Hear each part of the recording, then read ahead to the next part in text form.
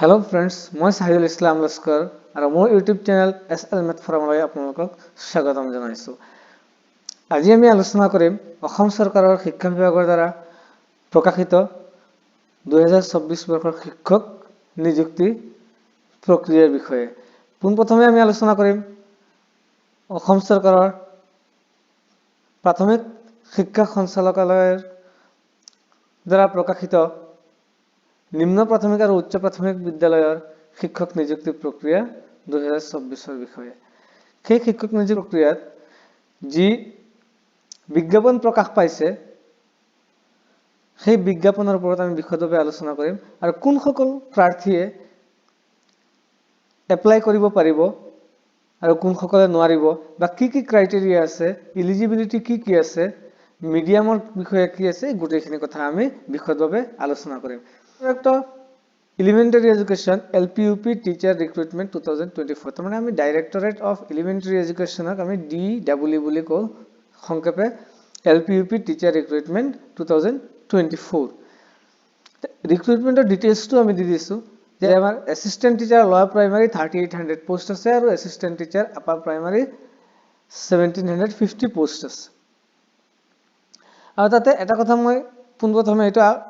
Mention কৰিছো আপোনালোকক যে important dates of DEE TET teacher recruitment 2024 the first আমাৰ online form submission date start হ'ব 2nd জানুৱাৰী 2024 10 am ৰ পৰা আৰু আমাৰ ক্লোজ হ'ব অনলাইন ফৰ্ম সাবমিশন 2nd ফেব্ৰুৱাৰী 2024 10 pm মানে অৰ্থাৎ লাষ্ট ডেট হৈছে আমাৰ 2nd ফেব্ৰুৱাৰী 2024 ৰাতি 10 বজালৈকে আৰু আৰম্ভ হ'ব 2 জানুৱাৰী 2024 ৰাতিপুৱা 10 বজাৰ পৰা পৰৱৰ্তী আছে আমাৰ যে eligibility criteria for directorate of elementary education LPUP teacher recruitment তাৰ আমাৰ এলিজিবিলিটি কি আছে এলিজিবিলিটিৰ কথা আহিছে প্ৰথমে আমাৰ যিগৰাকী প্ৰাৰ্থী আছে প্ৰাৰ্থীগৰাকী অসমৰ স্থায়ী বাসিন্দা হ'ব লাগিব candidates must be a permanent resident of Assam next আছে age limit the age limit to is minimum 18 years আৰু maximum 40 years অৰ্থাৎ 18 বছৰ একেবাৰে কমেও 18 বছৰ হ'ব লাগিব আৰু ঊৰ্ধ্বতম 40 বছৰ হ'ব 40 বছৰ খে আমাৰ জেনাৰেল কাষ্টৰ কাৰণে আৰু কেতিয়ালৈকে হ'ব লাগিব 1st জানুৱাৰী 2023 2023 চনৰ প্ৰথম জানুৱাৰীত মানে 1 জানুৱাৰীত 40 বছৰ বয়স হ'ব লাগিব ম্যাক্সিমাম আৰু মিনিমাম হ'ব লাগিব 18 বছৰ কিন্তু এটা অলপ এজ ৰিল্যাক্সেশন দিয়া আছে কাৰণ আমাৰ সংবিধানে দি দিছে এজ ৰিল্যাক্সেশন আমাৰ যেখিনি ডিসএডভান্টেজ গ্ৰুপ আছে সেইসকলক যেনে সরকারে দিছে যে the category wise age relaxation for different categories are as mentioned below ex serviceman 2 years যদি তেখেতে এক্স সার্ভিসম্যান অর্থাৎ কিবা বেলেগ চাকৰি কৰিছিলে আৰু ৰিজাইন দিছে তেখেতৰ কাৰণে 2 ইয়াৰ্স এক্সটেন্ড কৰা হৈছে OBC MOBC যিসকল কাষ্ট আছে ফৰ ক্লাছ এন্ড মোৰ আদাৰ ব্যাকওয়াৰ্ড ক্লাছ হলে 3 ইয়াৰ্স হ'ব অৰ্থাৎ 43 ইয়াৰ্স লৈকে তেখেতসকলে এপ্লাই কৰিব পাৰিব SC schedule caste ST planes আৰু ST হিলস শিডিউল ট্ৰাইবস প্লেন আৰু শিডিউল ট্ৰাইব হিলস এইসকলে 5 ইয়াৰ্স অৰ্থাৎ তেখেতসকলে 45 ইয়াৰ্স এজ লৈকে এপ্লাই কৰিব পাৰিব তাৰ মানে যিসকল ক্যান্ডিডেটৰ এজ 45 ইয়াৰ্স আছে আৰু সিহঁতে শিডিউল কাষ্ট বা শিডিউল ট্ৰাইব প্লেন বা শিডিউল ট্ৰাইব হিলস ক্যাটাগৰীত পৰে তেখেতসকলে 45 ইয়াৰ্স এজ হলে এপ্লাই কৰিব পাৰিব কিন্তু জেনাৰেল কাষ্ট হয় যদি only 40 years next persons with disability 10 years relaxation দিছে তার মানে আমার ইনিশিয়াল আসলে 40 ইয়ার্স ঊর্ধ্বতম বয়স কিন্তু যদি কিবা আমার ডিসেবিলিটি থাকে তেতিয়াহলে আমি 10 ইয়ার্স আর পাম অর্থাৎ 50 ইয়ার্স লৈকে এপ্লাই কৰিব পাৰিম লগতে আছে যে স্মল ফ্যামিলি নৰ্মস তাৰ মানে আমাৰ সৰকাৰ এটা অসম সৰকাৰ এটা নিয়ম উলিয়াইছিলে যদি কোনোবা ব্যক্তিৰ দুগৰাকীতকৈ বেছি ল'ৰা ছোৱালী থাকে তেতিয়াহলে তেখেতে কোনো সৰকাৰি চাকৰিত এপ্লাই কৰিব নোৱাৰে আৰু সেইটো হল 1/1/2021 তাৰিখৰ পৰা তাৰ মানে 31 ডিসেম্বৰ 2020 লৈকে যদি কোনোবাৰ সন্তান জন্ম হৈছে দুটাতকৈ বেছি তেতিয়াহলে তেখেতে এপ্লাই কৰিব পাৰিব কিন্তু যদি 1 জানুৱাৰী 2021 ৰ পিছত যদি কাৰোবাৰ সন্তান জন্ম হৈছে আৰু 3 জনতকৈ বেছি আছে তেতিয়াহলে এপ্লাই কৰিব নোৱাৰিব এই স্মল ফ্যামিলি নৰ্মস এইখিনি আছে আৰু ইয়াৰ এখন ফৰ্ম আছে ফৰ্মখন সিগনেচাৰ কৰি আন্ডাৰটেকিংটো আপলোড কৰিব লাগিব at the time of submission of online submission of at the time of submission of form. Next is the medium of instruction. Medium is আমাৰ দুটা বা তিনিটা ল্যাঙ্গুৱেজৰ কথা আহিব আপাৰ আৰু লোৱাৰ প্ৰাইমাৰীৰ ক্ষেত্ৰত অলপ বেলেগ হ'ব লোৱাৰ প্ৰাইমাৰীৰ ক্ষেত্ৰত অলপ খুকিয়াকৈ দিছে আপাৰ প্ৰাইমাৰীৰ ক্ষেত্ৰত খুকিয়াকৈ দিছে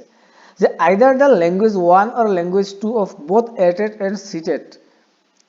ATET means Assam TET and CTET means Central TET. Candidates shall match the medium of instruction of the school wherein the candidate wishes to apply. তাৰ মানে যদি আমাৰ ল্যাঙ্গুৱেজ 1 এছামিজ আছে আমি এছামিজ মিডিয়াম স্কুলতহে এপ্লাই কৰিব পাৰিম যদি আমাৰ ল্যাঙ্গুৱেজ তাকো কি আছে আমাৰ মুখেৰে ক'লে নহব আমাৰ আসাম টেট বা সেন্ট্ৰাল টেট যেতিয়া আমি এপিয়াৰ হৈছিল তেতিয়া আমি ল্যাঙ্গুৱেজ 1 কি সিলেক্ট কৰিছিল সেইটোৱে চাব যদি আমাৰ দুইটা টেটত ল্যাঙ্গুৱেজ 1 এছামিজ আছে আমি এছামিজ মিডিয়াম স্কুলত এপ্লাই কৰিম বেঙ্গলী থাকিলে বেঙ্গলী মিডিয়াম স্কুলত এপ্লাই কৰিম হিন্দী থাকিলে হিন্দী মিডিয়াম স্কুলত এপ্লাই কৰিম সিমিলাৰলি ল্যাঙ্গুৱেজ 2 ক্ষেত্ৰতো একে হ'ব ATET CTET কোৱালিফিকেশনৰ কথা কৈছে আসাম টেট আৰু central TET the candidates who have passed ATET CTET for LP UP will be eligible for applying তাৰমানে যিসকলে আসাম টেট বা সেন্ট্ৰাল টেট পাস কৰিছে সেইসকলহে এপ্লাই কাৰণে এলিজিবল হ'ব নেক্সট is আমাৰ educational qualification post wise educational qualification of each post are mentioned below তাৰমানে post wise qualificationৰ কথা আহিছে কাৰণ মই আগতে কৈছো এলপি সেকশনৰ কাৰণে অলপ খুকিয়া কোৱালিফিকেশন থাকিব এমই সেকশনৰ কাৰণে অৰ্থাৎ আপাৰ প্ৰাইমাৰী কাৰণে অলপ খুকিয়া কোৱালিফিকেশন থাকিব এলপি সেকশনত মিনিমাম ক্ৰাইটেৰিয়া যেটো হৈছে যে সিনিয়ৰ সেকেন্ডাৰী অৰ ইকুইভ্যালেন্ট অৰ্থাৎ হায়াৰ সেকেন্ডাৰী কথা কৈছে যে 10+2 with at least 50% marks তাৰমানে 50% marks থাকিব লাগিব 10+2 and 2 year diploma in elementary education by whatever name known 2 year diploma কৈছে এটো DED হয় আৰু DLED হয় and diploma in elementary education বা diploma in education আৰু সেইখিনি পাস থাকিব লাগিব প্ৰফেশনাল কোৱালিফিকেশন 2 ইয়াৰ ডিপ্লোমা থাকিব লাগিব লগতে 10+2 বা হায়াৰ সেকেন্ডাৰী বা সিনিয়ৰ সেকেন্ডাৰীত at least 50% মার্কস থাকিব লাগিব এগ্রিগেট সেকেন্ডলি দিছে অ্যাসিস্ট্যান্ট টিচার আপার প্রাইমারি যে অ্যাসিস্ট্যান্ট টিচার আপার প্রাইমারি দুটা ক্যাটাগরি আছে ফার্স্ট হল আমার assistant teacher graduate from the UGC recognized university যিকোনো UGC recognized university যেনে গুৱাহাটী ইউনিভাৰ্সিটি আছে তেজপুৰ ইউনিভাৰ্সিটি আছে বা বড়োলেণ্ড ইউনিভাৰ্সিটি আছে ডিব্ৰুগড় ইউনিভাৰ্সিটি আছে এখনৰ পৰা recognized university পৰা গ্ৰাজুয়েট হ'ব লাগিব আৰু 2 year diploma in elementary education or BEd or DEd special education or BEd special education তাৰ মানে BEd থাকিব লাগিব বা DLEd থাকিলে হ'ব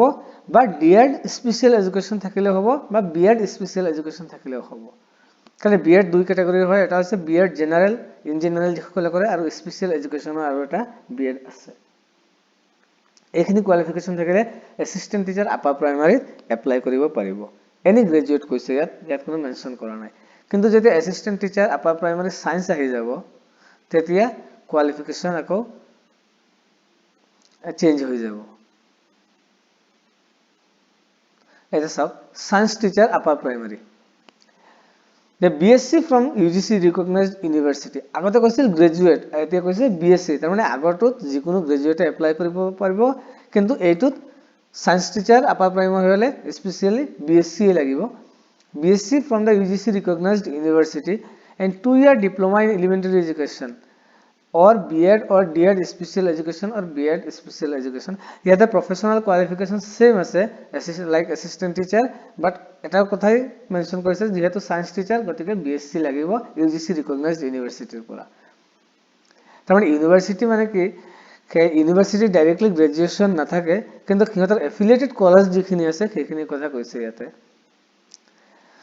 next আছে Hindi teacher UP a graduate with Hindi as one of the subjects from the UGC recognized university যে graduate হ'ব লাগিব কিন্তু লগতে হিন্দি এটা সাবজেক্ট থাকিব লাগিব আৰু 2 ইয়াৰ ডিপ্লোমা ইন এলিমেন্টাৰী এডুকেশন মানে DLEd থাকিব লাগিব বা BEd বা DEd স্পেশাল এডুকেশন বা BEd স্পেশাল এডুকেশন এইখিনি থাকিব লাগিব তেতিয়াহে হিন্দি টিচাৰৰ ক্ষেত্ৰত এপ্লাই কৰিব পাৰিব Next, documents to be uploaded with DE teacher online application form. যেতিয়া আমি অনলাইন এপ্লিকেশন ফৰ্মখন ফিল আপ কৰিম, যে আমাৰ 2 জানুৱাৰীৰ পৰা যেতিয়া আমি লগইন কৰিব পৰা অৱস্থাত হ'ব, আমাৰ ৱেবসাইটটো এক্টিভ হ'ব, তেতিয়া আমি ফিল আপ কৰাৰ পিছত ডকুমেন্ট কি কৰিব লাগিব, ইয়াতে আপোনাৰ ডকুমেন্টৰ লিষ্টখিনি আছে। আপোনাৰ চাই লওক, পাছপোৰ্ট সাইজ ফটোগ্ৰাফ, এখন পাছপোৰ্ট সাইজ ফটোগ্ৰাফ হ'ব, আৰু সেই পাছপোৰ্ট সাইজ ফটোগ্ৰাফখন বিলো 50 KB হ'ব লাগিব। HSLC এডমিট কাৰ্ড দিব লাগিব ফৰ এজ প্ৰুফ, যিটো আমি মেট্ৰিকৰ এডমিট কাৰ্ড বুলি কওঁ। Next, HSLC marksheet and certificate, তাৰমানে আমাৰ হায়াৰ ছেকেণ্ডাৰীৰ যিখন মাৰ্কশ্বিট আছে এইখন লাগিব, লগতে আমাৰ চাৰ্টিফিকেটখন, এই দুইখন আপলোড কৰিব লাগিব। গ্ৰেজুৱেশ্যন মাৰ্কশ্বিট আৰু চাৰ্টিফিকেট আপলোড কৰিব লাগিব। এইটো সায়েন্স টিচাৰ বা এছিষ্টেণ্ট টিচাৰৰ কথা কৈছে, বা হিন্দী টিচাৰৰ কথা। আৰু যদি আমাৰ ফাৰ্দাৰ কোৱালিফিকেশ্যন আছে আমি দিব পাৰোঁ, সেইখিনি আমি আপলোড কৰি দিম। লোৱাৰ প্ৰাইমাৰীত হ'লে কোনো অসুবিধা নাই। Any other marksheet and certificate for of higher education, যদি হায়াৰ এডুকেশ্যনৰ কাৰণে অৰ্থাৎ MA বা আদাৰ্ছ কিবা কিবি আছে, MPhil আছে,